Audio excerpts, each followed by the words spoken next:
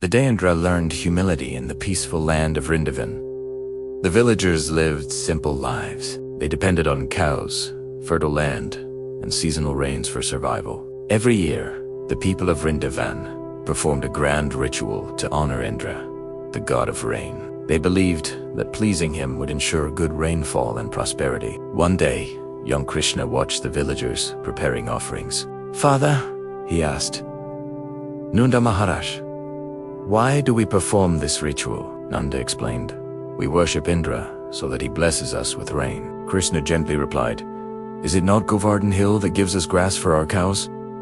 Is it not the land that feeds us? Should we not honor the mountain and our own honest work?" His words were simple, yet filled with wisdom. The villagers listened. Trusting Krishna, they decided to offer their prayers to Govardhan Hill instead of performing the usual ritual for Indra. They prepared delicious food, decorated the hill, and expressed gratitude for nature's blessings. High above in the heavens, Indra observed this change. He felt insulted. "How dare these villagers ignore me?" he thought. Pride filled his heart. In anger, Indra ordered dark clouds to gather over Vrindavan. Thunder roared.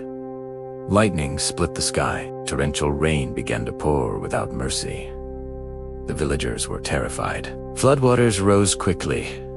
Cows trembled, children cried. They ran to Krishna for help.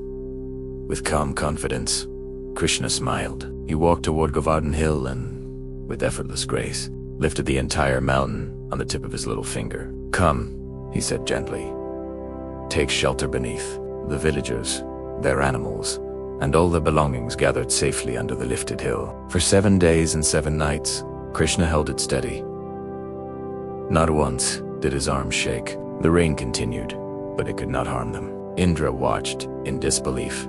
He realized that this was no ordinary child. This was the Supreme Lord himself.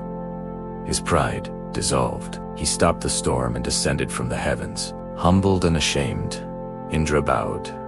"Before Krishna, I was blinded by arrogance," he admitted. "Please forgive me." Krishna did not punish him. Instead, he spoke kindly. "Power is a responsibility, not a reason for pride. True greatness lies in humility." Indra understood. From that day forward, he ruled with greater awareness. The villagers celebrated Krishna as Govardhan Dari, the lifter of Govardhan Hill. But more importantly, they learned that faith and humility protect more powerfully than fear. The storm had passed, but the lesson remained forever. Moral of the story: pride leads to downfall, but humility brings wisdom.